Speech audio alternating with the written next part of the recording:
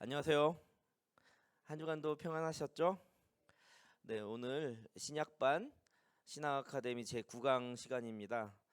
찬송가 322장 세상의 헛된 신을 버리고 이 찬양하시고 김경선 집사님 기도해 주시며 신학 아카데미 신약학교 제 9강을 시작하도록 하겠습니다.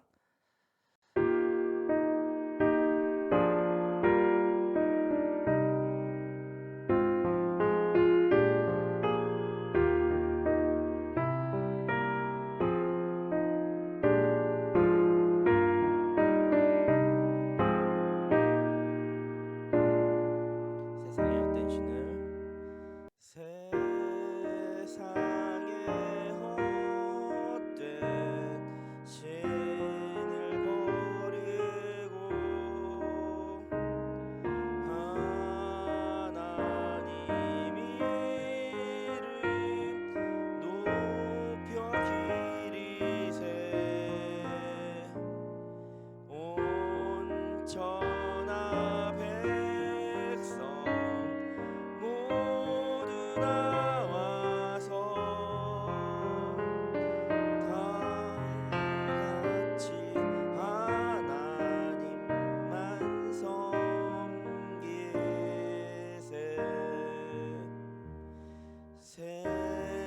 세상의 헛된 우상 버리고 인간의 모든 부귀영화와 거짓과 불을 모두 버리고 온전히 하나님만 섬기세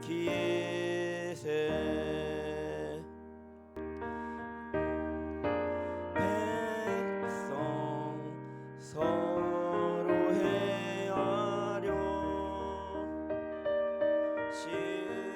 시기와 미움 아주 버리고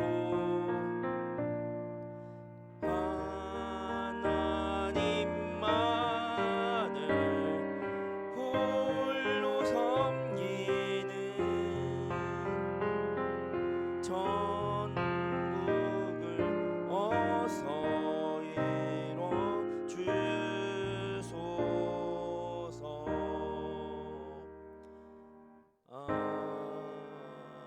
아멘. 기도하시겠습니다. 사랑의 주님 감사합니다. 바쁜 세상 가운데 살다가 이 자리에 모일 수 있도록 여건을 허락하여 주시니 감사합니다. 이 자리에 있는 것이 주님의 은혜임을 고백합니다. 신앙 아카데미 신약반을 통하여 더욱 주님과 만날 수 있게 하여 주시고 선포되는 말씀 위에 굳건히 세워져 세상에 나아가 복음을 전하는 우리가 될 수 있도록 도와주시옵소서. 오늘 제9강 사도 바울에 대해 배우려 합니다. 말씀 준비하신 임마누엘 목사님 영육간의 강건함을 주시고 성령의 능력으로 선포되는 말씀에 저희들 성령 충만으로 들을 수 있도록 또 성령 충만 가운데 영안이 열려져 주님께 순종하는 믿음의 일꾼이 될 수 있도록 함께하여 주옵소서. 이 시간 현장에서 또 온라인 수강으로 함께하는 우리 성도님들 집중할 수 있도록 도와주시고 지식이 아닌 신앙이 성장하는 시간, 성령님 임재를 경험하는 시간 될 수 있도록 도와주시옵소서. 마치는 시간까지 함께 하실 줄 믿으며 십자가의 보혈로 새 생명 주신 예수님의 이름으로 기도합니다. 아멘. 네, 감사합니다. 날씨가 많이 더워졌죠? 이제 거의 다 여름이 다 된 것 같습니다. 이 정도 시기가 되면 성령 강림 주일이 지나가고 항상 이 봄 요 시즌이 지나가면 곧이어 여름 사역을 위해서 다음 세대들은 준비를 하곤 합니다. 또 학생들은 기말고사를 한참 준비하기도 하죠. 또 직장이나 이런 데서도 좋은 휴일들은 다 많이 지나가고 이제 또 무더운 여름, 또 힘든 또 직업 전선에서 일해야 되는 좀 힘든 시기이기도 합니다. 하지만 우리가 살아가면서 힘을 얻는 많은 것들이 있을 텐데 그 중에 하나가 또 하나님의 말씀, 또 하나님의 능력의 말씀이라고 믿습니다. 오늘 이 시간을 통해서 세상을 살아갈 힘을 얻기를 간절히 소망합니다. 오늘 9강은 두 가지 챕터로 진행이 되도록 하겠습니다. 바울과 바울의 편지, 이것이 또 하나님의 편지다라는 관점이죠. 자, 먼저 바울과 바울의 편지, 하나님의 편지라는 관점으로 1교시를 시작하도록 하겠습니다. 자, 먼저 사도 바울에 대해서 우리가 좀 알아보려고 합니다. 사도 바울. 여러분들 사도 바울 하면 무엇이 떠오르시나요? 사도 바울. 사도 바울은 지독한 핍박자였다가 또 하나님의 선물처럼 많은 성경을 집필했던 헌신자, 이렇게 두 가지 양면성을 우리가 잘 볼 수가 있습니다. 바울의 태생을 먼저 한번 볼까요? 저기 쭉 적혀 있죠. 바울의 태생부터 그가 회심한 그 사건, 그리고 소아시아와 그리스 지역 기독교 공동체의 창설자와도 같다라는 부분까지 지금 PPT 화면에 쭉 나와 있는 것을 알 수 있습니다. 여러분들 바울의 그 사울의 고향이 어딘지 아세요? 다소가 어디에 있는 지역이죠? 네, 안디옥에서 약간 오른편 약간 그 근방 언저리라고 본다면 타루스스라는 지역인데, 타루스스는 이렇게 발음하면 아마 유럽인들이나 그쪽 사람들은 좀 더 알기 편할 거예요. 다소라고 하는 건 한글형으로 이렇게 쓴 거잖아요. 그 타루스스 터키예요, 터키. 튀르키예 남부 해안 도시죠, 다소. 아까 안디옥 말씀하신 바로 그 근방입니다. 2000년 전에 다소는 로마의 식민지였어요. 로마의 식민지였고 지중해가 바로 인접하잖아요. 지중해하고도 가까워가지고 활발한 무역 도시라고 볼 수 있습니다. 무슨 일로 사도 바울의 유태인인 사도 바울이 그쪽에서 정착했는지는 모르겠으나 미루어 짐작할 수 있는 것은 거기서 사도 바울이 태어났고 무역이 활발하고 그 당시 사막기후가 있는 이쪽 광야 쪽으로 이렇게 이동하는 사람들에게는 이동식 집 같은 텐트가 많이 필요하고 천막이 많이 필요하지 않았을까.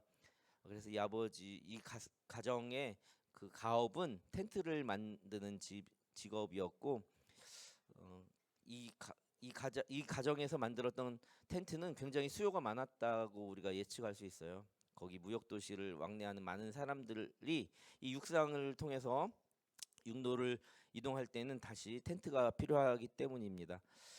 사막 기후의 밤의 추위와 낮의 더위를 막아줄 수 있는 그런 천막 이런 것을 업으로 삼고 있었던 사도 바울은 아마 이제 부자였을 걸로 예측을 합니다. 그가 회심하기 전에 가정은 꽤 부유했을 거고 그 때문에서인지 몰라도 로마의 시민권도 획득한 그런 사람이죠.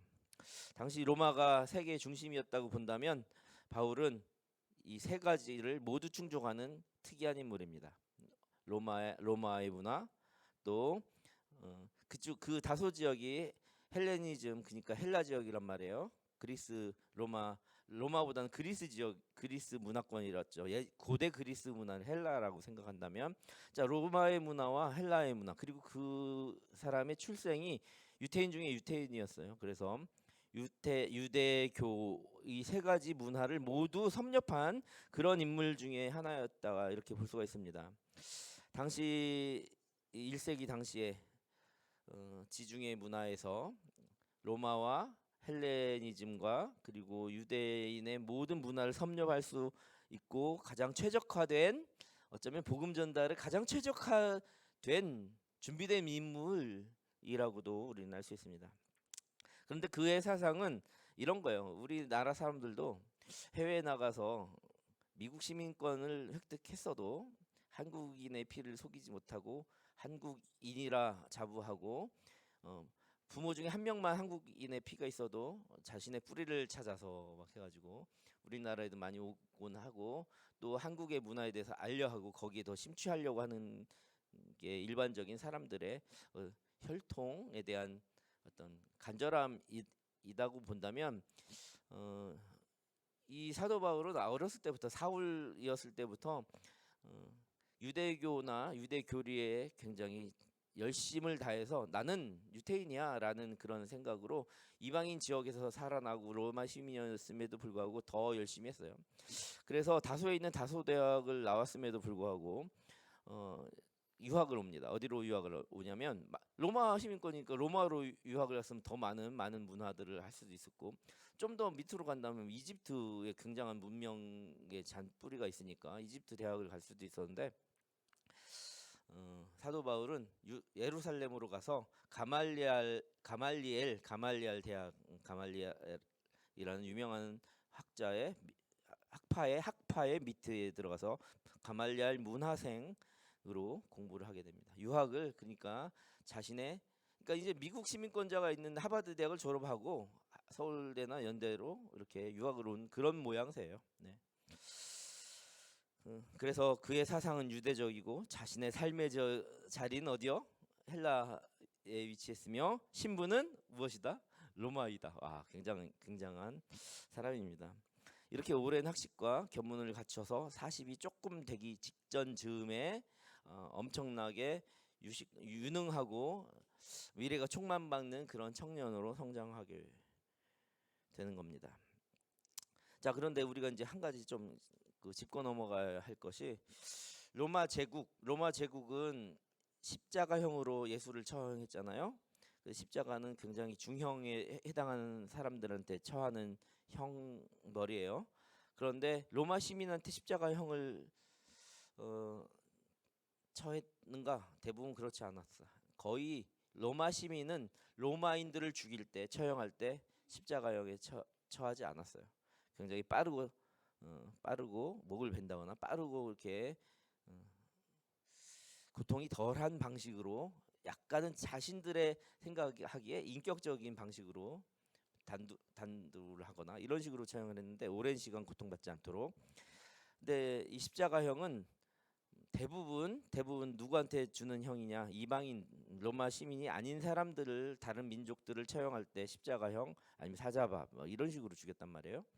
근데 베드로도 그렇고 예수님도 그렇고 많은 사도들이나 당시 순교자들이 로마 군정에 의해서 죽음을 당할 때는 대부분 십자가형이나 사자밥이 되었어요.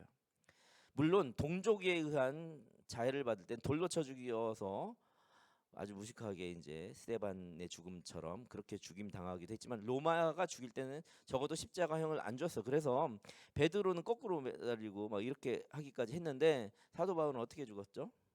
사도 바울은 목이 쳐서 죽었어요. 십자가형을 하지 않았어요. 왜? 그가 이방인이 아니라 로마 시민이었기 때문입니다. 다소에서 바울의 집안은 아까 무슨 업을 한다고 했어요? 네. 그런데 그거 아세요? 지금도 그 다스쿠스 그 지역 타르수스가 아니라 다소. 네. 뭐라고요? 이거 이따 편집을 좀 해야겠다. 창피한데? 강의하면서 타르수스 이렇게 하니까 이건 잘릴 거니까 뭐 걱정이 없습니다. 여튼 지금의 다소 지역, 이 타르수스 지역에는 아직도 그 약간 염소들이 많아요. 염소 가죽으로 뭘 만드는 업이 아직도 성행할까요? 염소 가죽을 이용한 천막업이 아직도 천막 제조업이 성하다라는 거예요. 자, 아까도 말했지만 무역의 중심 도시에서 또 육로로 이동하는 그 길목에 있던 그 무역 도시 다소는 그 천막업을 하는 사람들이 꽤 많고 현재도 많다. 그래서 수요가 많았기 때문에 바울의 집은 부유한 편이었어요. 자, 이제 이야기를 좀 넘어와서 지난번에 이야기했던 스데반 있잖아요. 스테파노라고 보통 얘기하죠. 네, 스데반은 유대 법정에서 예루살렘 성전 예배는 우상 숭배 지나지 않는다면서 어떤 얘기를 했냐면 유대교한테 정면으로 비판했어요. 그러니까 신성모독이라 하면서 성 밖으로 끌려나가 돌에 맞아 죽었어요. 자, 그 자리에 누가 있었다고 했죠? 지금까지 여러분들에게 설명했던 전도 유망했던 바울이 딱 그 장면을 목도하고 있는 거예요. 그 장면을 지켜봤죠. 근데 이 스데반은 사람들이 돌로 칠 때에도 무릎을 꿇고 주님 제 영혼을 받아주세요라고 기도했습니다. 그리고 숨이 마지막 딱 넘어가는 그 순간에도 주님 이 죄를 저 사람들에게 짊어지게 하지 마세요. 그리고 자신의 영혼을 하나님께 의탁하면서 그들의 죄는 또 저들이 하는 일을 모르니 용서해 주세요 하며 예수의 간청과 같았던 그런 기도를 하고 마지막을 맞이합니다. 이 스데반의 순교 사건 직후에 예루살렘에선 무엇이 시작하냐면 이제는 정당성을 얻었어요. 무엇에 대한? 그리스도인들, 즉 유태인과 다른 새로운 종교가 나타났다라고 자신들이 말해서 이렇게 경계하던 그들에게 정당성을 부여했어요. 그 기독교는 신성모독 종교다. 그래놓고 스데반을 죽이고 나서 그 정당성을 가지고 본격적인 그리스도인에 대한 박해가 이루어지기 시작했던 거예요. 자, 그렇다 보니까 기독교 유태인들의 디아스포라도 발생하는 거예요. 그러니까 로마의 군정에 핍박받았던 기존의 유태인들이 디아스포라에서 흩어지고 도망가고 예루살렘과 유대 지역을 떠나서 살게 된 일도 있었지만 초기 기독교인들의 첫 번째 핍박의 원인은 유태인들 동족에 대한 핍박으로부터 유태 지역을 벗어나고 도망가는 흩어져 예루살렘, 특별히 이제 예루살렘 외곽으로 흩어져 나가는 그런 일이 있었어. 자, 그 장면을 목도했던 바울은 도망가, 내가 잡으러 가겠어, 이런 마음을 들은 거예요. 그들을 쫓아가는 거예요. 집집마다 돌아다니면서 남녀를 불구하지 않고 감옥에 쳐놓고 죽이는 일을 바울과 그의 동료들은 행했죠. 그리고 나서 성서에 나오는 다메섹이라는 지역이 있어요. 그것이 지금 시리아에 있는 지역이에요. 그러니까 시리아는 이 팔레스틴 지역의 북부 안디옥 밑에 이쪽에 굉장히 북부 쪽이잖아요. 시리아 있는 쪽에 있는 도시가 다마스쿠스라는 도시가 있어요. 알죠? 다마스쿠스. 그걸 이제 다마스커스를 이제 다메섹이라고 또 성경에서 표현하는 겁니다. 거기까지 쫓아가는 거예요. 그러니까 예루살렘 동구 바깥에 몇 마일 가가지고 사도 바울이 쫓아간 게 아니라 엄청나게 먼 곳까지 그리스도인들을 죽이겠다고 쫓아갔다가 사단이 난 거예요.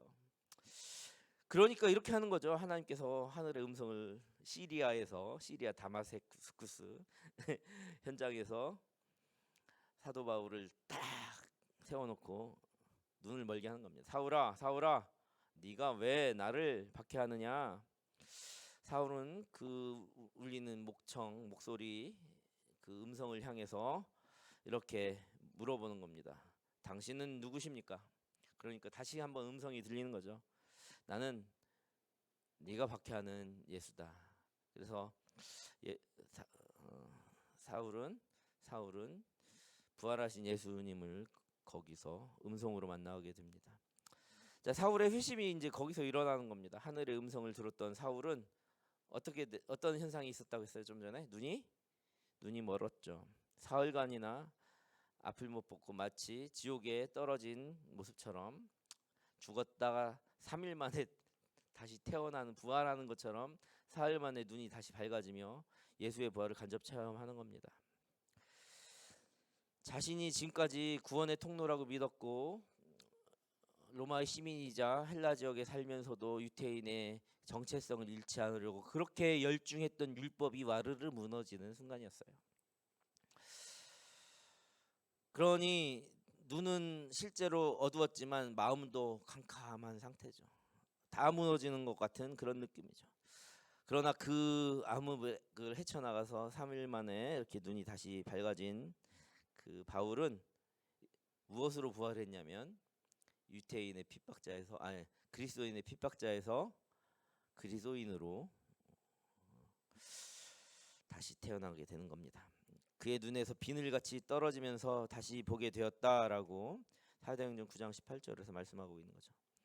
자, 이것을 본다면 사울이 그토록 추구했던 어떤 종교성 아니면 이 토라에 나오던 그런 계율, 글자 같은 그런 것들은 어떤 하나님의 위대하심에 근접하기 위한 방편은 될 수 있으나 그냥 늘 방편이어야만 돼요.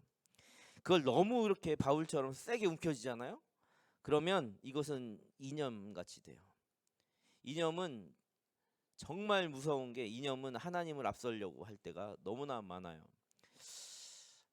제가 얘기가 좀 다른 데로 흘러갈 수도 있지만, 어린 아이들, 청소년들이 커밍아웃 많이 하는데 약간 팬덤처럼 하는 거예요. 그것을 학교나 사람들이 인정하고 괜찮아 하고 포용하다 보니까 그것이 일종의 붐처럼, 팬덤처럼. 그래서 쟤도 처음에는 걔 하면 완전 사람 취급도 안 하고 막 이런 분위기에서 이제 포용하는 분위기가 되다 보니까 자기가 그런 정체성이 있는 것도 아닌데 주목받고 싶어서 그렇게 커밍하는 아이들도 상당히 많이 있고, 실제로 최근까지도 저는 그런 상담을 많이 받았어요.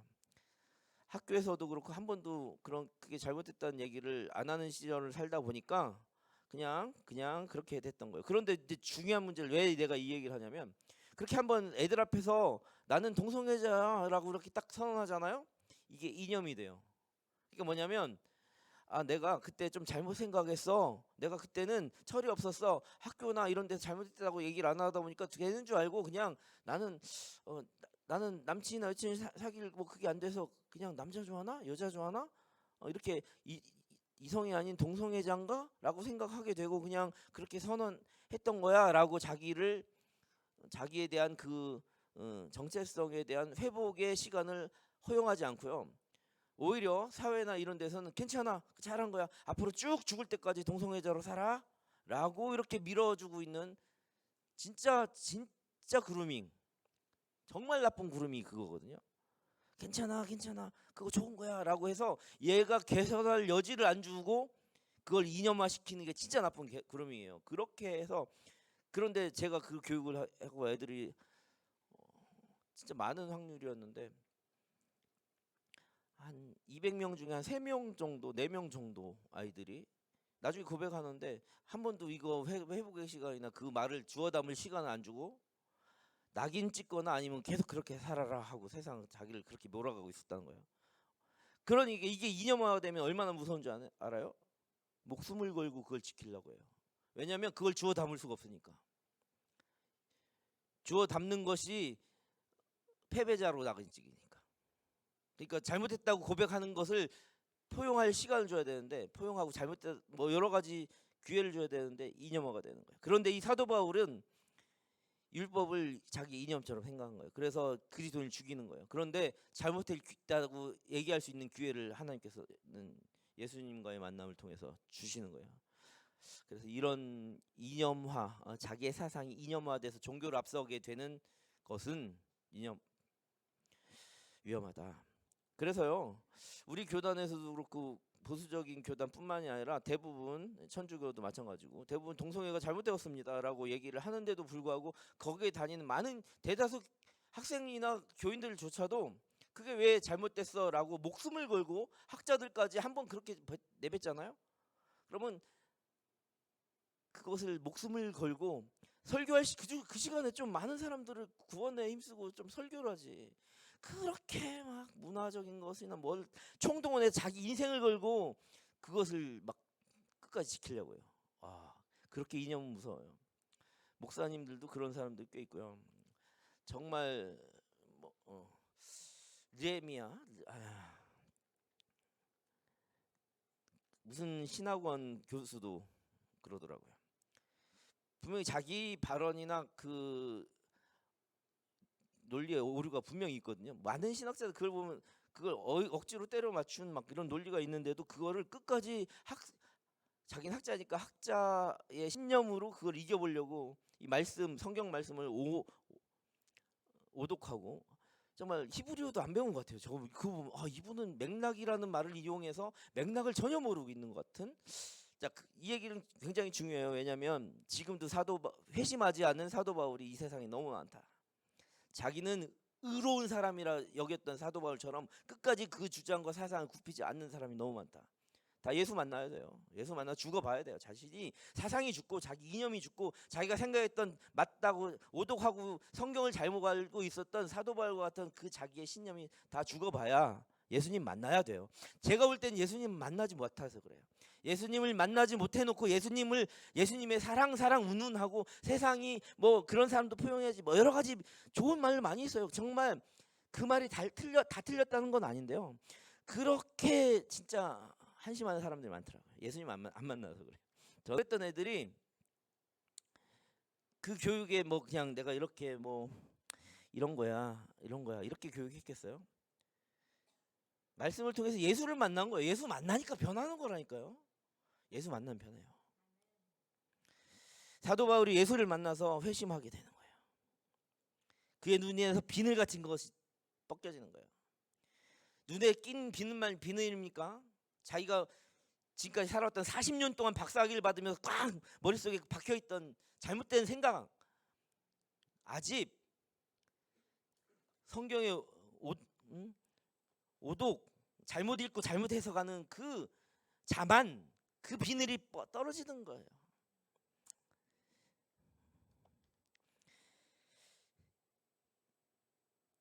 음성을 통해서 네가 핍박하는 예수다라는 그 음성을 듣는 바울은 여기서 주님이라고 고백할까 아니면 감히 죽여버리겠어라고 할까 갈림길에 서 있는 거예요. 사도 바울은 예수냐 율법이냐인 거죠. 그런 갈림길이죠. 다시 말하면 내가 살아 숨쉬는 생명력 있는 그런 생명력 있는 존재가 될 것인가 아니면 율법으로 인한 죽은 박제물이 될 것인가라는 갈림길에 딱 서 있던 거죠. 사도 바울 그 사울이었을 시절의 결단과 회심은 굉장히 극적입니다. 그리고 나서 그 회심을 통해서 전적으로 자신의 주권을 자기가 지난날 쌓아왔던 그 지식과 명예와 아까 뭐예요? 명예와 돈과 지식과 지혜와 가문과 뭐 다 가졌잖아요. 그것을 전적으로 포기하고 오로지 그 모든 것을 가지고 주님께 헌신할 것인가? 그 갈림길에서 요즘도 물어보고 싶어요. 아까도 말했지만 그렇게 끝까지 한번 자기가 말한 것을 죽음도 불사하며 주님을 핍박하는 자리에 앞장선 그런 목사들, 그런 신학자들, 그런 종교 지도자들 당시에 그런 어떤 현재도 동성애 하나만 가지고도 얼마든지 풀어낼 수 있습니다. 많은 그런 사람들 오로지 주님께 결단하고 있는가 아니면 자기가 나의 나된 것을 자랑하고 있는가 정말 궁금한 겁니다. 바울의 삶과 방향과 진로는 자기가 고백한 대로 부활하신 예수를 만나서 전적으로 변했다라는 어디서 자기가 고백하여 성경을 통해서 다시 고백하고 있어요. 그가 쓴 많은 서신들을 통해서 전적으로 예수를 만나서 내가 바뀌었습니다라고 고백하고 있다라는 것입니다. 자, 바울의 편지 PPT 7번으로 넘어가도록 하겠습니다. 바울의 편지를 보면 앞뒤가 조금 모순적인 부분이 있어요. 어떨 때는 이렇게 얘기했다 사람들한테, 어떨 때는 이래야 된다고 했다가 조금 바울 서신을 다 읽다 보면 약간 모순적인 부분이 있는 것처럼 보인다. 자, 그런데 아까 말했던 어떤 신학자들은 이런 부분에 대해서 얘기하면서 바울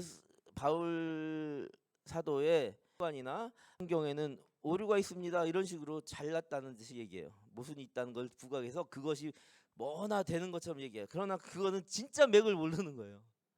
그건 왜냐면 그것은 모순적이라기보다 삶의 자리에서 이런 사람과의 대화, 마음 상태나 그 시절 상황이나 그 순간적인 여러 가지 맥락, 이 말이 왜 나와서 지금 무슨 얘기를 하는지를 모르고, 그래서 오히려 더 모순적 같아 보이지만 그런 상황들에 적극적으로 다 대처하는 목회자로서 상담가처럼 대처하기 때문에 오히려 또 조직적으로 보이는 부분입니다. 이렇게 상황과 정황적인 상황에 상당히 적극적으로 접근한다라는 것을 알아야 돼요. 그리고 사도 바울은 굉장히 조직적이고 적극적으로 하는 것뿐만이 아니라 가말리아 문화생으로 유학할 정도의 실력을 갖췄던, 그리고 헬레니즘 다소대학에서를 졸업할 정도로 5개국어를 할 정도로 굉장히 이 사고도 조직적이고 신학적이에요. 그래서 이 사도 바울은 학자이자 문학가이자 신학자이자 뭐 이렇게 다 표현할 수, 상담가이자 이렇게 표현할 수 있을 것 같아요. 그 바울의 편지를 보면 굉장히 신학적으로도 명쾌하죠. 어떤 사람은 이렇게까지 얘기해요. 기독교의 신학은 바울이 세웠다.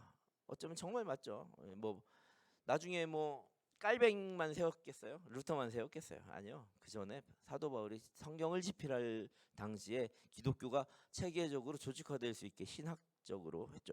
그런데요, 그럼에도 불구하고 사도 바울의 편지는 정말 마음을 만져줘요. 앞에 은혜와 평강을 구하는 말부터 굉장히 목회적이다라는 거죠. 사도 바울의 편지는 이런 것이 모두 다 담겨 있다. 사도 바울에 대해서 우리가 처음에 전제적으로 세계 문화권을 다 섭렵할 정도 준비된 인물이었기 때문에 가능하다라고 생각할 수도 있습니다. 그의 편지는 그래서 전 세계 문학 작품으로서도 굉장한 가치를 지닌다라고 볼 수가 있습니다. 자, 이제 바울의 편지 두 번째, 고린도전서와 로마서 그리고 나머지 바울의 서신들.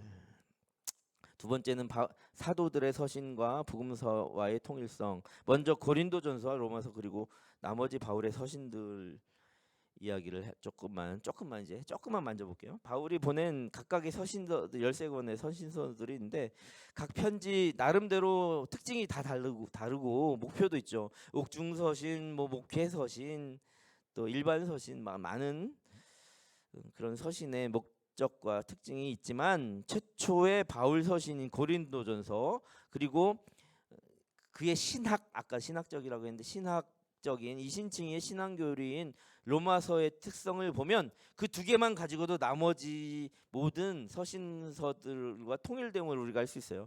예를 들어서 갈라디아서 같은 경우는 소위 이신칭이서라고도 하거든요. 로마서와 뭐 대등하게 얘기할 수 있는. 또 에베소서 같은 경우는 교회론의 아주 극치죠. 그럼에도 불구하고 교회론을 이야기할 때는 고린도서를 보지 않을 수가 있어요. 왜냐하면 고린도서 예수 그리스도의 교회 머리됨을 얘기한단 말이에요. 그래서 굉장히 통일성을 가지고 있다.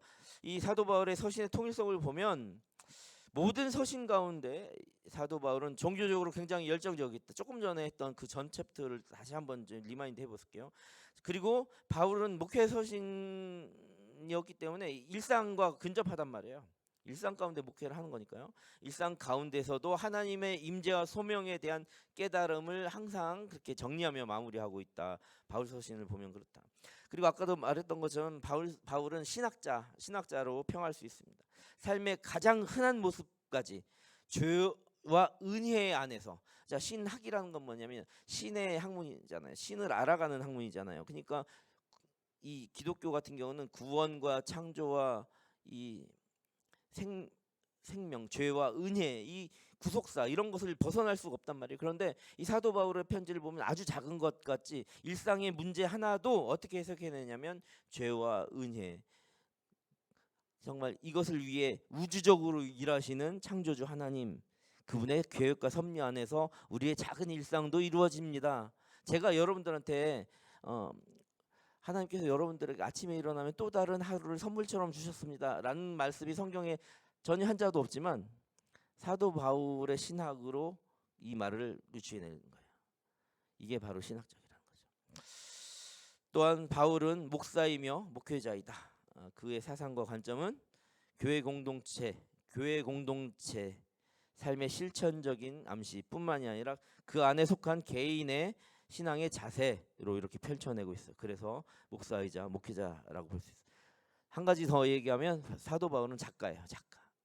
그 당시 많은 그 문화를 다 접할 수 있었기 때문에 그는 정말 번역을 하거나 아니면 자기 말을 전언할 때마저 시 아니면 산문에서 느낄 수 있는 생명력과 생동감, 그냥 뭐 이렇게 그냥 논설물같이 딱딱한 그런 거 말고 정말 모든 문서 안에서 시나 산문처럼 생명력과 생동감을 잃지 않고 있다라고 봅니다. 그럼에도 불구하고 그는 율법 아닌 예수님의 사랑으로 윤리와 도덕을 펼쳐내는 윤리교사이자 도덕교사이다. 그는 신앙과 삶의 전반적인 실천 부분에서 기획하고 실행하는 많은 단계마다 도덕적 인격과 정말 윤리적인 변화에 대한 인격의 변화를 촉구하는데 그 인격의 변화가 예수 그리스도로 말미암았다라는 걸 고백해요. 왜냐하면 자신의 아까 말했지만 그 오랜 시간 동안 제가 전자를 하면서 회심 이야기를 했잖아요. 그리고 예수 만나면 변화한다고 했잖아요. 그렇게 인격의 변화를 얘기하는데 그 변화의 중심에 예수님이 있다는 것을 놓치지 않고 있어요. 그래서 우리 인류와 도덕 안에도 예수가 중심이 된다라는 것을 가르쳐 주고 있습니다. 자, 이제 두 번째 뭐죠? 사도들의 서신과 복음서와의 통일성. 회심한 다음에 여러 해가 지났어요. 여러 해가 지나가지고 어디로 가냐면 예루살렘에 가는 일이 생깁니다. 예루살렘에서 이 사도 바울이 사도 중에 가장 오래 만난 사람인데 그게 누굴까요? 예루살렘에 가서 베드로를 만납니다. 왜냐하면 사도 중에 사도잖아요. 베드로가 수제자잖아요. 그러니까 베드로와 심도 있게 만나서 지금까지 여러분들에게 말했던 회심 이후에 그가 작가로서 윤리 교사와 도덕 교사로서 신학자로서 목사와 목회자로서 그가 가지고 있는 신앙의 대부분을 어쩌면 대화를 나누면서 검증받기도 했을 거고 대화를 나누면서 서로가 이렇게 접점을 찾아갔을 거라고 저는 봅니다. 보름 동안 만났어요. 갈라디아서 1장 18절에 자기보다 먼저 사도된 사람들을 또 만났어요. 그래서 아주 겸손하게 배우고 또 만나서 대화하면서 무엇을 강조했을까요? 사도 바울은 이방인 전도를 강조해요. 왜냐하면 자기의 정체성이 여러 다문화적이잖아요. 그런데 하나님의 뜻이 이 죄인 같은 죄수 중에 죄수 같은 자신을 만나주고 이 이방인을 향한 그 뜻을 너무나 잘 알았기 때문에 사도들을 만나서 하나님의 뜻이 이방인에도 가 있습니다라는 이야기를 많이 했겠죠. 그런데 베드로는 이미 고넬료를 통해서 이방인 복음 전파에 하나님의 뜻을 이미 알고 있었어요.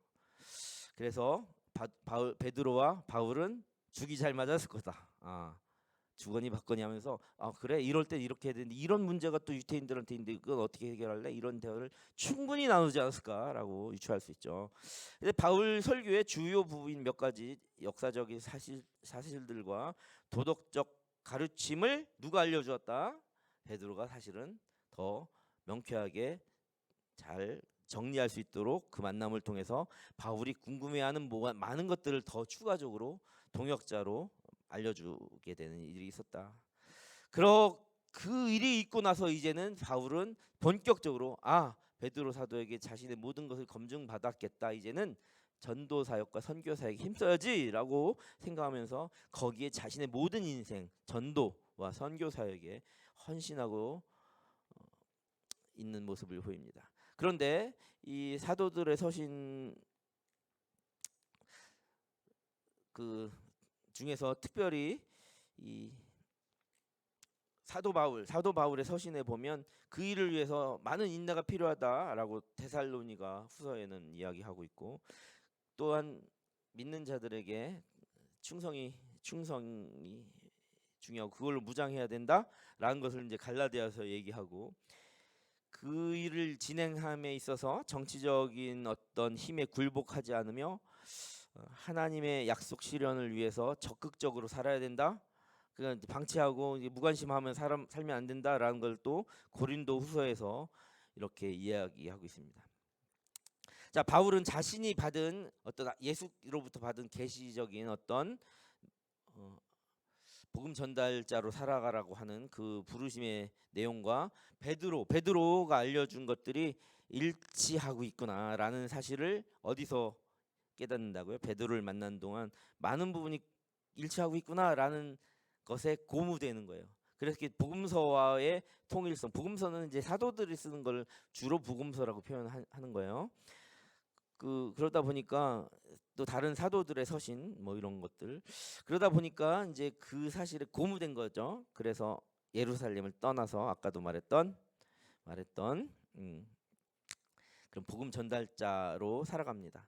자, 성령 하나님께서는 사도 바울이 다소 대학에서 배웠던 수사학, 철학, 인문학, 또 예루살렘 대학원인 가말리엘 문화생으로서 배웠던 율법과 구약 성경을 처음부터 끝까지 완벽하게 다 꿰뚫어 이해하는 능력을 하나님께서는 바울에게 미리 심어 주셨고, 그것을 유기적으로 활용해서 바울 서신서들을 쓰도록 성령의 영감을 주고 인도하였습니다. 바울은 베드로가 보여주지 않은 굉장히 강력한 메시지, 그러니까 베드로와 다르게 강력한 메시지 하나를 딱 보여준다라고 하면 그 중에 하나가 뭐냐 하면 바울의 이제 독창성이죠. 저기 써 있는 것과는 좀 다르지만 통일성까지는 지금 얘기했고, 독창성을 하나 얘기한다면 예수 그리스도 십자가의 도, 우리가 보통 말하는 십자가의 도라는 새벽 예배 주제로도 이야기하고 제자 훈련할 때도 십자가의 도 얘기할 때는 대부분 바울의 어떤 그 강력한 메시지를 많이 이야기할 수 있어요. 바울은 진리를 굉장히 생생하게 생동감 있게 설명하는 많은 상상력들 그 안에 담고, 나무에 달려 처형당한 승리하신 구원자 예수 그리스도의 모습을 그려내는데, 갈라디아에서 그것이 굉장히 극명하게 표현되죠. 내가 그리스도와 함께 십자가에 못 박혔나니 이제 내가 죽은 게 아니야, 승리자야, 그렇게 아주 생동감 있어요. 그 말씀 갈라디아서 2장 22절인가요? 그 말 20절. 내가 자기 인생의 목표와 자기 인생의 방향과 길이 바로 그거다, 십자가의 도다라고 이야기하는 거죠. 그러면 바울이 가지고 있는 메시지의 독창성 중에 두 번째는 기독교와 유대교의 근본적인 차이를 누가 제일 잘 알았겠어요? 바로 바울이 가장 잘 알고 있었다라는 겁니다. 자, 예수의 제자들, 아까 말했던 사도들, 대부분의 사도들은 십자가 사건이 있기 바로 그날까지도 예수님이 십자가에 달리는 걸 원했을까요? 원하지 않았을까요? 원하지 않았어요. 메시아가 죽기를 바라지 않았어요. 그런데 바울은 그 전에 예수는 한 번도 본 적이 없어요. 아세요? 십자가 달리기 전에는 예수를 본 적이 없어요. 그럼 바울은 언제 봤어? 부활한 예수를 봤어. 제자들은 살아있을 때부터 봤기 때문에 예수가 죽으면 안 된다고 생각해. 근데 사도 바울은 죽었다가 다시 살아나신 부활하신 예를 봤어. 그러니 예수의 죽음에 대해서 반대하지 않아. 죽었고 부활했기 때문에 나를 만나 주신 거예요. 무슨 얘기인지 아세요? 그래서 진짜 복음의 핵심을 끝까지 꿰뚫을 수 있었던 거예요. 더 제자들보다 더 구원자 그리스도의 죽음의 중요성을 굉장히 간파하였고 그렇게 기록하고 있어요. 이건 굉장히 중요한 거예요. 그래서 더 기독교의 신학을 세웠다라고 할 정도로 얘기하는 거예요. 나를 사랑하여 당신의 몸을 내어주신 그 하나님의 아들을 믿는 믿음, 이게 갈라디아서 2장 20절 저번에 말했던 그 앞에 전제잖아요. 그걸 강조했다는 거죠. 예수 그리스도는 우리를 건지려고 우리 죄를 대신 짊어지고 자신을 당신의 제물로 주셨다. 이것도 소이신칭이서인 갈라디아서 1장 4절에 나오는 말이에요. 하나님의 죄의 대가를 치러야 사람들에게 그 사람들을 위해서 스스로 자기 희생을 대속제물, 화목제물이 되었다라고 하는 것이 갈라디아서 아주 중요한 포인트죠. 자, 그러면 이 사도들과 조금 더 다른 관점, 좀 독창성 있는 세 번째는 무엇인가 보면 예수님께서 십자가 도리를 굉장히 이제 중요하다고 했잖아요. 그 사도 바울은 중요하고 그것을 설파했다고 했잖아요. 그걸 설명하면서 그걸 도입하기 위해서 무엇을 얘기하냐면 그것이 천지를 창조하신, 그러니까 구원의 그 장면이 천지를 창조하신 하나님께서 계획하시고 작정하시고 미리 예정하셨다라는 것을 딱 이렇게 이야기하는 거예요. 그것을 굉장히 많이 강조하는데, 이 십자가 사랑은 자기를 위한 사랑이 아니라 남을 위한 이타적인 사랑이잖아요. 그러니까 하나님께서 이타적인 사랑을 처음부터 계획하시고 강조했다. 그렇게 애정 많으신 분이 하나님이시다. 하나님께서 그 예수를 통해서 우리에게 구원을 주시기로 작정하셨다. 데살로니가 전서에서 얘기한 거죠. 모든 것을 뜻대로 이루신 하나님께서 그의 계획을 따라 우리를 미리 정하여 택하시고 예수를 믿게 했습니다. 에베소서 교회론에서 또 이야기합니다. 바울은 구약 성경을 관통하고 그러면서 하나님께서 미리 그리스도의 십자가를 이야기했다. 이렇게 같이 한 고리로 엮어낸 그래서 사도들보다 더 멋진 그런 독창성이 있었다. 그런데 그럼에도 불구하고 이 복음서가 바로 그 이야기를 한다. 복음서가 예수의 생애를 이야기하고 각각의 다른 이 복음서가 하나님의 창조와 하나님의 계획하심과 그 하나님이 예수님 되시고 예수님의 부활과 복음서의 하이라이트가 뭐라고 했죠? 죽음과 부활의 사건이라는 거잖아요. 그래서 결국은 사도들의 서신 복음서와의 통일성을 이룬다라는 것입니다. 제가 말했던 그 바울의 많은 문학적 기법이나 독창성은 분명히 존재하나 그렇게 더 강조하고 그것을 연결짓는 것을 더 명확하게 근거 지었으나 결국은 하나의 공통점을 지닌다라는 것입니다. 사도 바울이 전한 예수의 복음이 베드로, 요한, 야고보 또 누가 있죠? 이런 많은 제자들이 이해한 것과 만약에 불일치했다고 생각해 보세요. 그랬으면 성경은 어떻게 전개되었을까요? 베드로와의 그 오랜 기간 만남 동안에 이 사도들이 이 사도 바울의 신앙이나 목회자로서의 관점이나 이런 도덕교사로서의 예수 그리스도에 대한 관점과 생각이 조금이라도 잘못됐으면 사도들은 예수님께서 직접 임명받은 그 직계 제자들이 바로 그를 뭐라고 했을 거냐면 사도 바울이 표현했던 거짓 교사나 다른 복음 이단화로 바로 징계했고 성경은 복음서에서 마감했을런지도 몰라요. 그러나 사도 바울 베드로와의 만남 그리고 많은 베드로, 요한, 야고보 같은 많은 사도들과의 대화에서 이 바울이 전하고자 하고 있는 복음 또 이방인을 향한 하나님의 마음에 대한 일치점을 찾았기 때문에 제자들은 그를 거짓 선지자나 다른 복음 이단아 거짓 교사로 정죄하지 않았어요. 만약에 바울이 제자들이 알고 있는 복음과 다르게 예수님 살았을 때 못 만났잖아 하는 질문이 있었단 말이에요. 너는 예수님께 살아계실 때 임명받지 않았잖아 라는 많은 질문과 그 당시의 질타가 지금 우리가 생각하기에도 그랬으니까 그 당시에는 엄청나게 더 목숨의 위협을 받을 만큼 있었단 말이에요. 저거 가짜 아니야? 검증해야 되는데 이런 얘기 안 했겠어요? 그런데 불러가지고 보름 동안 다른 얘기를 하거나 어디 이상한 얘기를 하고 너 예전에 게다가 자신들을 죽이기까지 했잖아요. 자신이 세웠던 세대반 집사를 돌려쳐 죽이는데 앞장서가 그것을 인정해주던 사람 중에 하나였잖아요. 그러니 단죄할 수 있었죠. 이단하고 나쁜 놈이다. 그럼에도 불구하고 충분히 죽여도 누가 뭐라고 할 사람이 없잖아요. 사도 바울 너 우리 그렇게 죽이려고 했잖아. 당장 너 어디서 갑자기 나타나가지고 있던 소리야 하고 쳐 죽일 수도 있었겠죠. 그런데 그렇지 않았다는 것은 그가 말하고 있는 복음 예수 그리스도 사랑에 모두가 합일점을 찾았기 때문에 가능하다. 내 자식 같은데 정말 제 자식이 아니라도 제가 아끼는 제자 7명을 세웠는데 그 중에 한 명을 갖다가 돌로 쳐 죽였어. 근데 나와가서 나도 예수 전할 거야. 뭐 하나님의 뜻은 이런 거야 한번 불러가지고 저는 어떻게 했을까 생각하면 상상이 안 가요. 그런데도 이 회심과 이 모든 과정에서 사도 바울이 그만한 탁월하다. 그만큼 하나님께서 인정하셨다. 이건 제자들만의 판단은 아니다.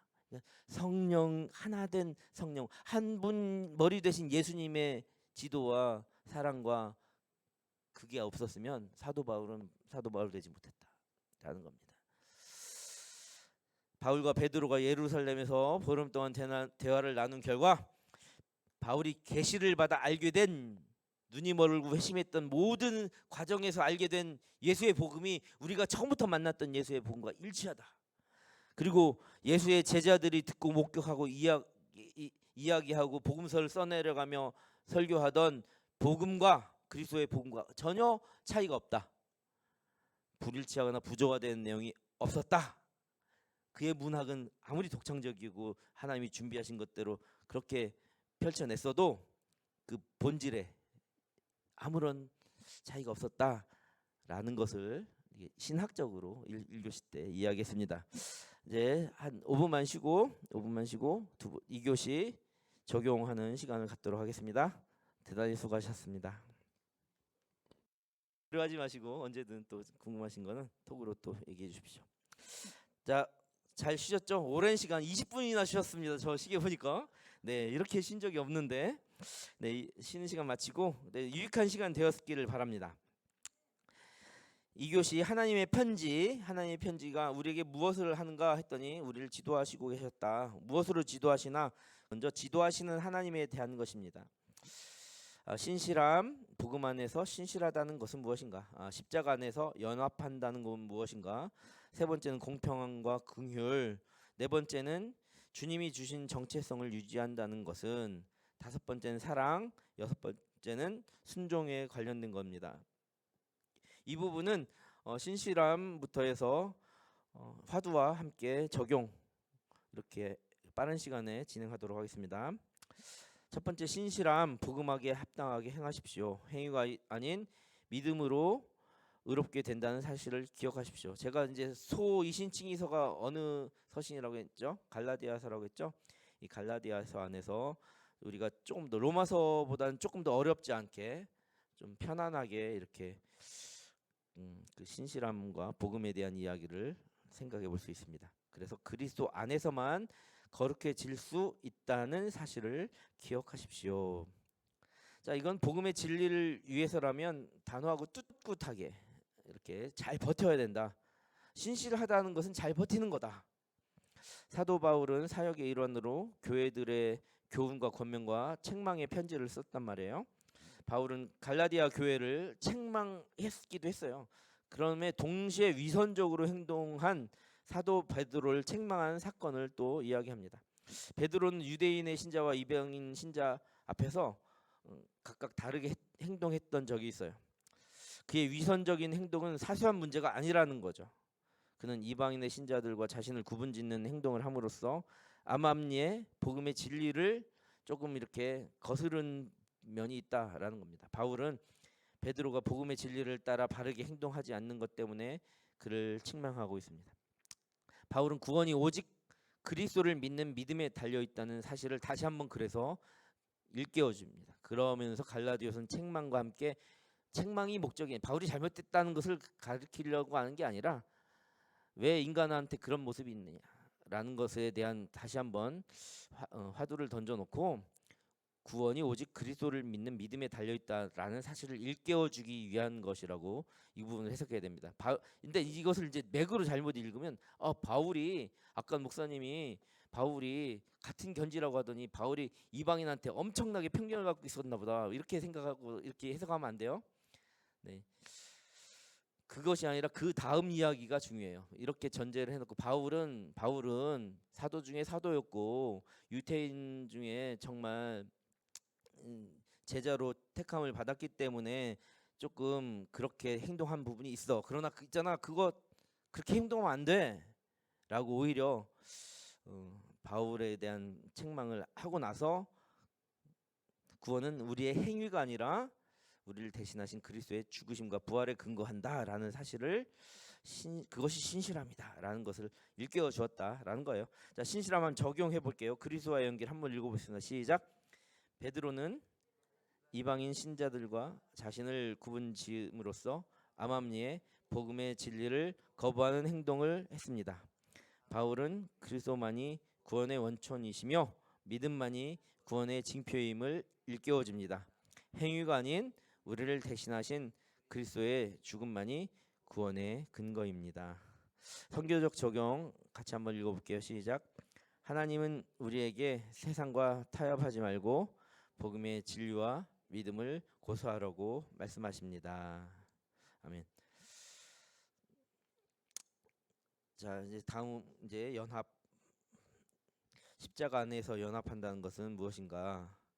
그것은, 연합이라는 것은 보통은 우리 사람끼리 연합하고 형제가 연합하고 이런 거지만, 그 안에 사람이 연합하더라도 그 사람이 연합의 근거를 이루지 않고 복음이 그 연합을 근거를 이루어야만 합니다. 그리스도인들이 바로 그렇다는 거예요.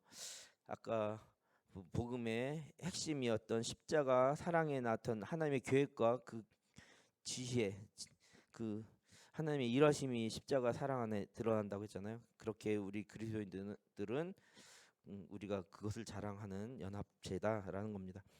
교회 안에서의 연합은 진리 안에서 그리스도 십자가에 의해 하나님의 영광을 위해 이루어져야 된다라는 사실입니다. 고린도전서 지금 저기 나오는 1장 10절부터 31절까지는 우리의 마음과 행동을 형제들과의 연합으로 인도하시는 교훈과 진리를 그 안에 보여주고 있습니다. 형제와의 연합이 성경적 확신에 근거해야 한다라는 것을 우리는 더 알 수 있죠. 이것이 하나님의 지혜다. 이 세상의 지혜와 능력은 십자가에 나타난 하나님의 지혜와 감히 비교할 수 없다라는 것을 보여주는 장면입니다.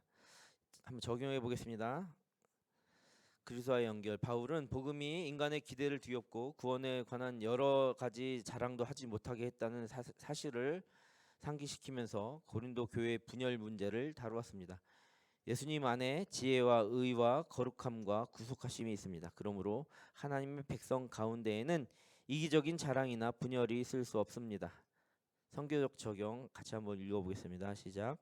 하나님은 우리에게 아름다운 십자가와 그리스도만이 구원의 원천이시라는 진리를 드러낼 수 있도록 교회의 연합을 위해 노력하라고 명하십니다. 아멘.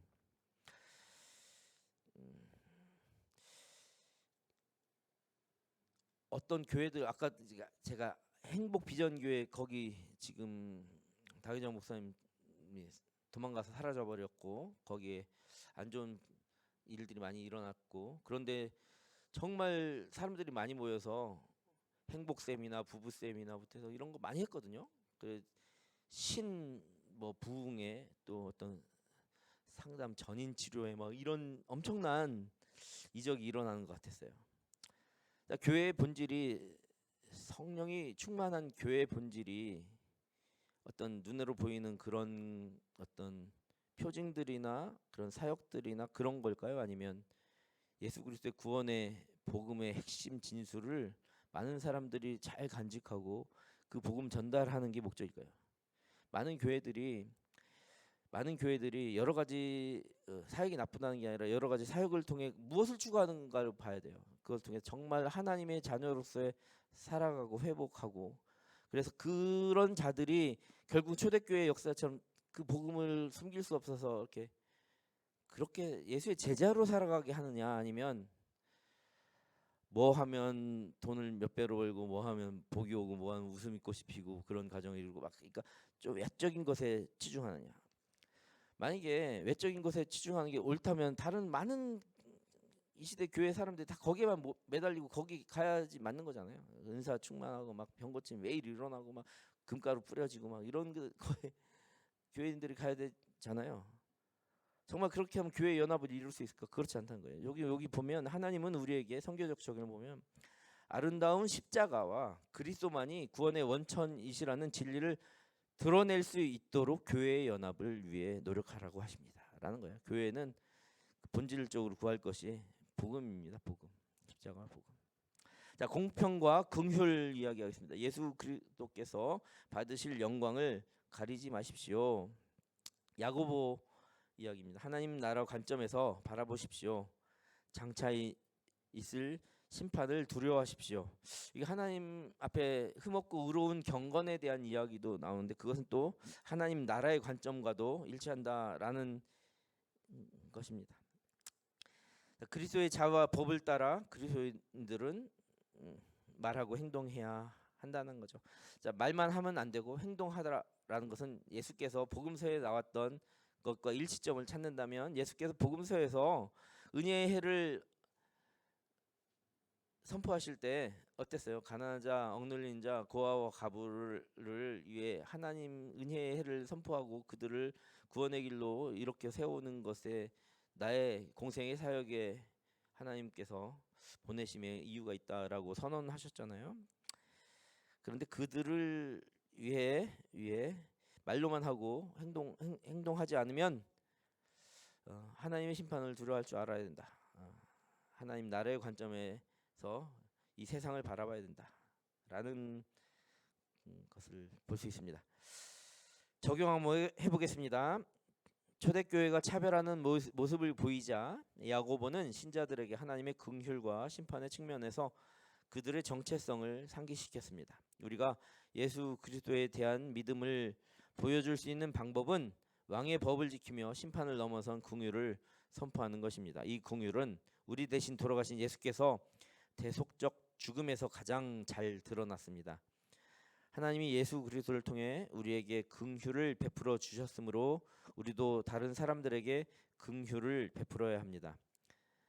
선교적 적용. 하나님은 우리도 심판받게 되리라는 것을 기억하며 차별하지 말고 긍휼을 베풀라고 말씀하십니다. 아멘. 야고보서 한번 찾아볼까요? 한 군데만 찾아보겠습니다. 야고보서 2장.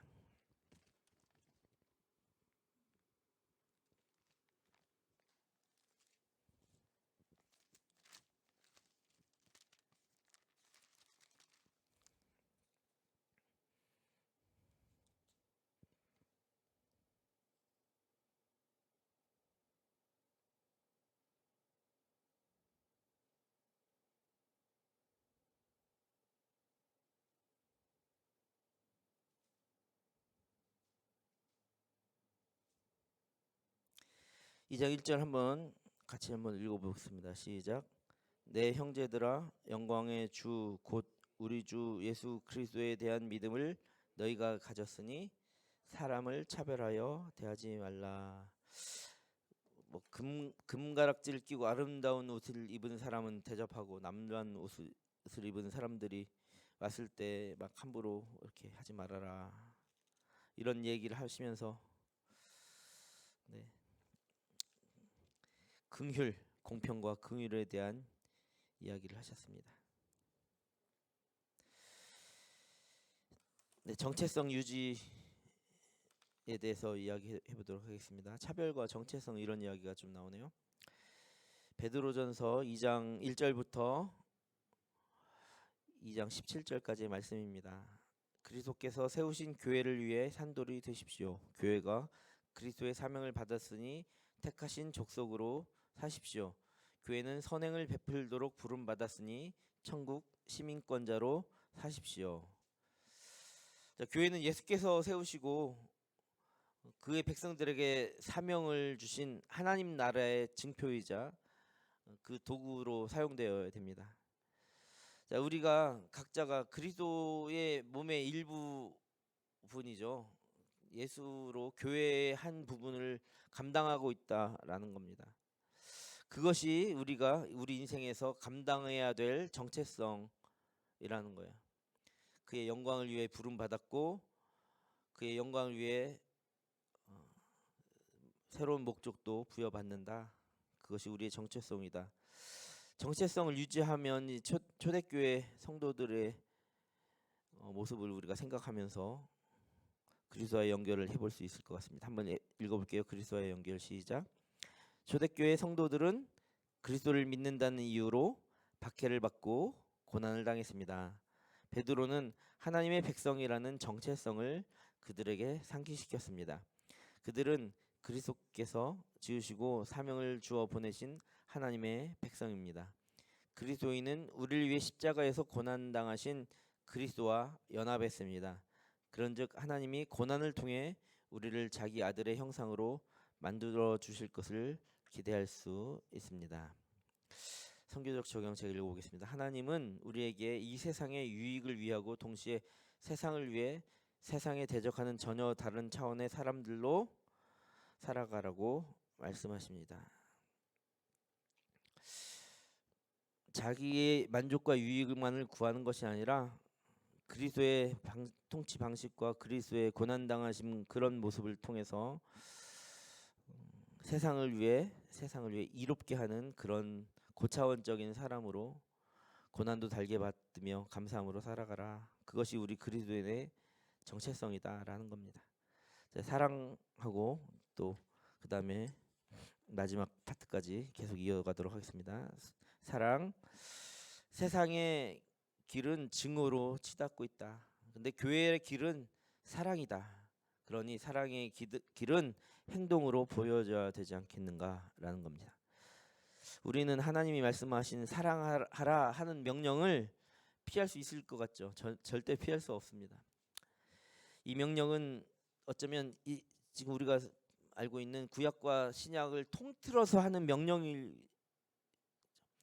구약과 신약을 통틀어서 말해보면 하나님의 사랑은 이웃을 사랑하는 거죠. 이 사랑하라라고 아주 정말 성경의 부제를 만들면 하나님의 사랑에 관한 이야기가 아닌가라고 할 정도로, 죄에서 구원받은 우리가 이제 새로운 정체성을 얻었잖아요. 조금 전에 고난도 달게 받고 그 하나님의 나라를 이루어가는 그런 존재들이다라고 새로운 정체성을 부여받았잖아요.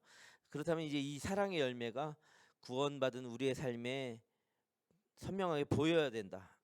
삶에 분명하게 나타나야 된다는 거예요. 그러니까 고난도 달게 받는 게 왜 고난을 달게 받느냐? 우리가 하나님께 사랑을 받았으니 우리가 사랑하겠다, 세상을 품고 사랑하겠다는 거예요. 그의 통치 방식과 그의 사랑 방식으로. 그런데 성도의 삶의 모습에 사랑이라는 모습으로 드러나지 않으면 안 된다. 그거는 거짓말이다. 이 사랑은 우리 안에 갇혀 있지만 마음속에, 머릿속에 이념과 사상처럼 갇혀 있어야만 하는 것이 아니라 행동으로 이렇게 펼쳐져야 된다. 하나님을 향한 사랑과 다른 사람을 위한 이 하나님 사랑, 이웃 사랑은 기독교의 가장 중요한 열매이다. 이거 한번 적용하도록 하겠습니다. 사도 요한은 진정한 사랑의 본성에 관해 가르치면서 그리스도인에게 사랑이 단순한 감정이나 말의 문제가 아니라 행위의 문제임을 상기시켰습니다. 사랑은 하나님의 백성을 위해 자신의 생명을 내어주신 예수님의 행위, 그러니까 드러나는다는 거, 열매 맺혀진다는 거 가장 분명하게 나타납니다. 선교적 적용 같이 읽겠습니다. 시작. 하나님은 우리에게 도움이 필요한 사람에게 그리스도의 사랑을 전하기 위해 눈을 뜨라라고 말씀하십니다. 제가 청년부 설교할 때마다 위탁의 말씀을 이제 나중에 결단과 봉헌하고 나서 축도하기 전에 위탁의 말씀을 하는데 시그니처 같은 게 있어요. Dear friends 하고 위탁의 말씀하고 God is love, 하나님은 사랑이십니다 라는 얘기인데, Dear friends, God is love는 어디에 나오는 거냐면 어디에 나오는 말 같아요? 요한서신에 가장 많이 나타납니다. 요한 3서 1장 2절 말씀, 요한 3서 1장밖에 없으니까 요한 3서 2장 말씀 한번 같이 읽어볼게요. 시작. 사랑하는 자여, 내 영혼이 잘됨 같이 내가 범사에 잘되고 강건하기를 내가 간구하노라. 에서 제일 앞에 사랑하는 자여, 이것이 이제 친애하는 자여. 사랑은 여러 가지가 있으나 친구를 위해 생명 주는 것이 가장 큰 사랑이라고 하잖아요. 여기서 영어로는 어떻게 이제 표현하냐면 Dear friends 이렇게 해요. Dear friends. 그 하나님은 사랑이시 숙제 여기 내는데 요한 1서, 2서, 3서 짧잖아요. 요한에서 가디스 러브를 찾아보시는 거예요. 네, 과제물 중에 안 보이는 과제물 제가 가끔 즉흥적으로 내기도 하잖아요. 네. Dear friend는 사랑하는 자여라고 표현된 모든 것이 Dear friends라고 생각하시면 됩니다. 그리스도의 연합을 이룬 우리가 행실로 품어내며 그렇게 행실로 나타나는 그런 연합체들을, 공동체를 향해서 사도 요한은 특별히 이제 Dear friends, 사랑하는 자여 이런 표현 많이 했고요. 가디스, 하나님은 사랑이시다라는 가디스 러브 많이 나와. 두 군데 정도 이렇게 찾아보십시오. 세 군데 찾아도 되는데 두 군데. 자, 이제 순종, 사랑 적용했죠. 네. 사도 요한이 그렇게 사랑의 본성에 가르치면서 우리가 행동으로 표현해야 된다, 보여줘야 된다라는 거고, 그렇게 그리스도의 사랑을 전하기 위해 눈을 뜨라라는 겁니다. 자, 이제 순종 보겠습니다. 디모데전서, 디모데후서, 그 디도서인데, 디모데전후서와 디도서는 목회서신이라는 겁니다. 목회자, 목사를 목회자, 그러니까 멘티에게 전해주었던 사도 바울의 그 편지죠. 디모데나 디도가 사도 바울의 목회 후배라고 보는데요. 디모데는 약간 그 아들처럼 여겼던 사람이고, 디도는 약간 예수님의 비교하자면 베드로 같은 인물, 사도 바울의 약간 앞서서 험한 일을 다 해주었던 그런 사람을 약간 디도 이렇게 보면 됩니다. 목회자는 자신의 삶의 모습으로 하나님의 백성을 섬깁니다. 목사는 진리를 설교함으로써 하나님의 백성을 섬깁니다. 하나님의 백성은 이 말씀에 순종함으로써 목회자를 따릅니다. 라는 것이 이 목회 서신의 핵심이다 보시면 됩니다. 바울이 디모데와 디도에게 보낸 이 목회 서신의 주요 본문에서 목회자에 관한 중요한 신학적 어떤 주제를 살펴보게 될 수 있습니다. 하나님의 백성을 인도하기 위해 하나님은 교회에 목사를 보내주셨습니다. 또 우리를 제자 삼는 사명으로 인도하기 위해 보내준 또 목사들을 위해 또 같이 기도로 후원하라고 하나님께서는 또 당부하십니다. 하나님의 백성이 말씀에 순종하게 하려고 하나님은 목사들을 교회에 보냈다, 이렇게 생각하시면 됩니다. 자, 여러분들이 누구에게 순종하라고요? 그래서 네, 말씀과 하나님께 순종하게 하기 위해서, 예수의 제자로 삼고 하나님께 순종하기 위해서 목사를 교회에 보내주셨다는 거예요. 그런데 잘못 나가는, 아까 말했던 신사도주의적으로 잘못 나가면 자신의 말에 순종하게 해요. 말씀은 무엇을 전하? 예수를 전하고 똑같은 이야기를 하는데 희한하게 뭔가 좀 다른데 자신에게 순종하게 합니다. 언젠가는 분명히 이제 문제가 발생하기 마련이죠. 목사는 진리를 설교함으로써 하나님의 백성을 섬기는 거야. 자, 순종 적용 한번 하겠습니다. 그리스도의 연결 시작. 바울은 말년에 그가 가장 신뢰했던 믿음의 두 자녀 곧 디모데와 디도에게 편지를 보냅니다. 그들에게 좋은 목자이신 예수님의 본을 따르라고 권면합니다. 예수님이 교회를 섬기기 위해 주셨던 것처럼 목사와 교회 지도자들은 교회를 섬기는 사역을 위해 부름받았습니다. 성경적 적용 시작. 하나님은 우리에게 제자 삼는 사명으로 인도하기 위해 주신 목회자들을 위해 기도하고 후원하라고 말씀하십니다. 아멘. 자, 이제 그 다음 페이지를 보면 바울의 1차 전도 여행에 대한 어떤 그 순서랄까요? 그 제가 좀 전에 자료 다 하나씩 주셨는데 보시죠. 네. 1차 전도 여행, 안디옥을 출발해서 다시 안디옥으로 오기까지의 2년간의 여정에 대해서 이렇게 우리가 볼 수 있습니다. 이거는 여러분 한번 참고해 보시라고, 사도행전을 보시면 이 여정을 좀 더 잘 이렇게 눈으로 잘 보실 수가 있습니다. 제가 요즘 터키 때문에 기도 제목이 하나 있어요. 터키가 우리가 흔히 6.25 때 좀 도와주고 이 사람들이 약간 덜 호전적으로 비춰지기 때문에 좀 형제의 나라 이런 표현도 많이 하잖아요. 또 호가는 그 나라가 이슬람 국가고 과거에 지은 죄가 많아서 또 지진이 나서 벌을 받았다, 뭐 이렇게 표현하는 사람도 있습니다. 근데 반은 맞고 반은 틀리고 반은 아쉽고 그래요. 왜냐하면 터키는 사도 바울의 고향이자 터키에 많은 교회들이 있었고요, 실제로. 그런데 터키는 투르키예잖아요. 오스만 투르크족이란 말이에요. 오스만 제국 시절에 엄청난 악행을 저질렀어요. 사실은 200만 명 이상을 아르메니아인들을 학살했어요. 그것도 두 차례나. 처음엔 1800년대 말에, 그리고 1차 세계대전인 일제 감정기 시절 1918, 9, 7, 8, 9 뭐 이쯤에 2년 동안 200만 명이나 죽였어요. 근데 독일이 100만 명 정도 죽인 것 같아요. 근데 이제 독일은 한 200만 명 학살했다고 하고 막 그렇게 하는데, 이제 아르메니안 학살이라고 엄청나게 유명한 사건인데 터키와 가까운 나라든 그 사실을 거의 다 이야기하지 않고 정치적으로 그 얘기를 잘하네요. 그러나 이거는 터키의 이슬람 정권이잖아요. 이슬람 정권, 특히 이제 강 이슬람 정권 2016년 이후로 2009년, 2006년 이후로 강 이슬람 정권이 거기에 이제 집권한 이후로 아르메니아 학살을 다 은폐했어요. 그러나 아르메니아인들은 자신들의 박물관을 건립해서 그 추모를 하고 있어요. 우리나라 제암리 그 3.1운동 기념관이나 독립기념관에 보면 일본인들이 지어주진 않았잖아요. 우리나라 돈으로 짓듯이. 터키인들은 부정을 하는데 아르메니아인들은 그걸 이제 기억하고 있다는 거죠.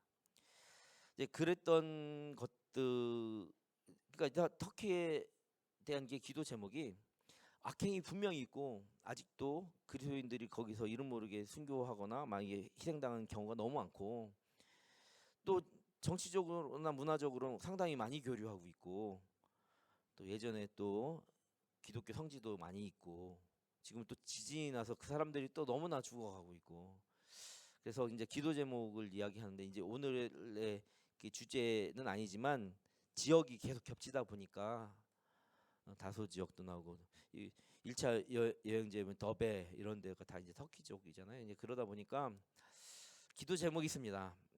터키가 예전엔 분명히 그곳에서도 이방인 선교의 한 획이 그어졌던 지역이란 말이에요. 그곳에 있는 교회들이 있어요.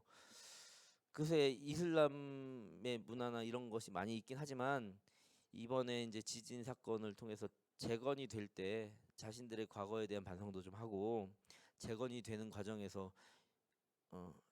이 안에 예수의 사랑과 그리스도의 정신으로 그것이 많이 재건되었으면 좋겠어요. 조금 다시 세워지고 회복되는 순간은 사도 바울이 회심할 때 부활을 체험했던 것처럼 지금 힘들고 어려운 시기를 지나면서 기도 제목입니다. 터키의 그리스도의 법이 다시 성취되기를 바라는 게 제 기도 제목입니다. 여러분도 같이 약간 역사적인 그런 것도 좀 기억하시면서 그곳에 참 회개와 성령의 충만함으로, 성령의 충만함은 그 안에 회개가 일어나고 복음이 심겨지기 위한 하나님의, 그가 영광 받으시기 위한 수단이에요.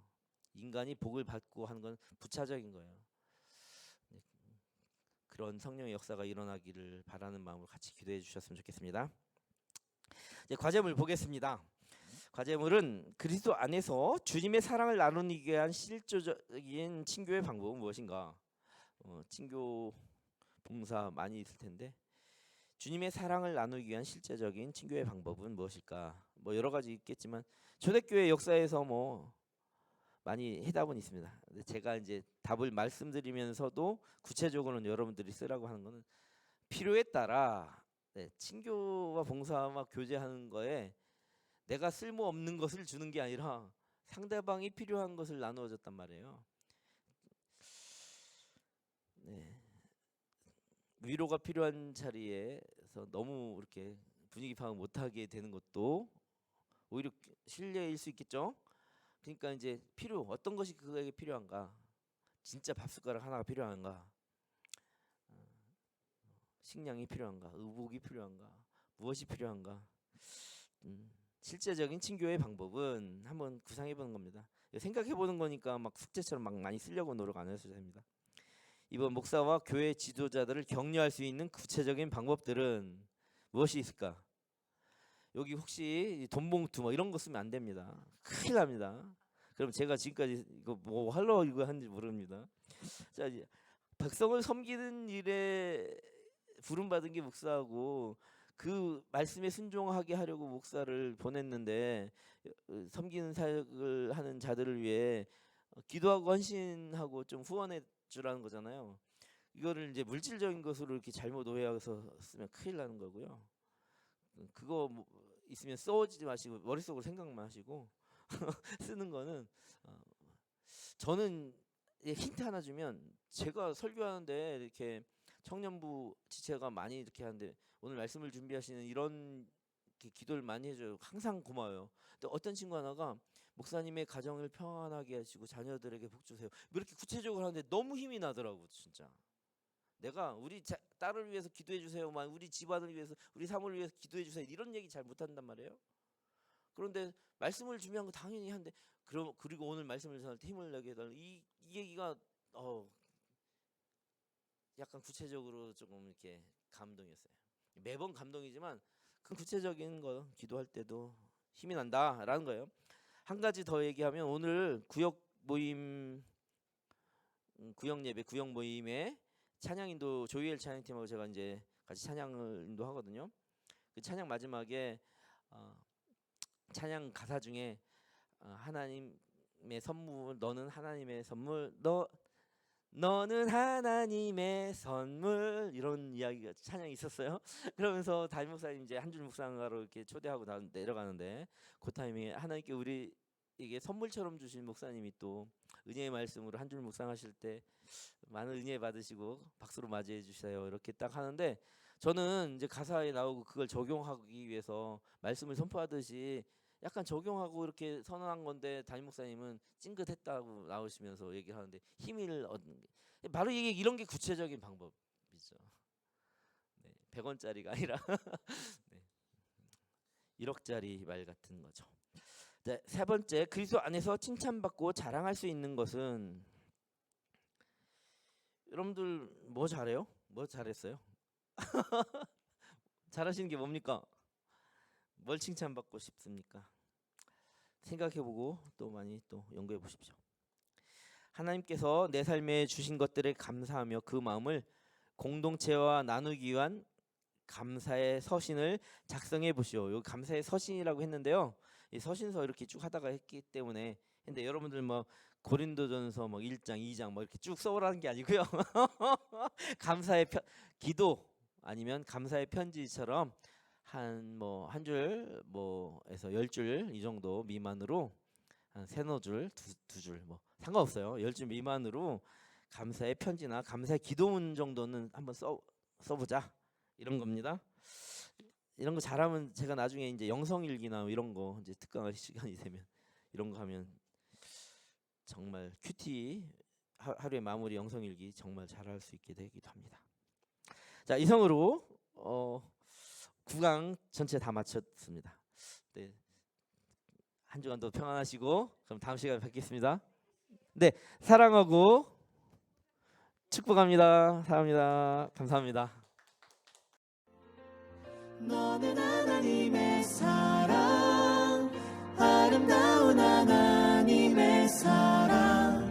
나는 널 위해 기도하며 내 길을 축복할 거야. 너는 하나님의 선물, 사랑스러운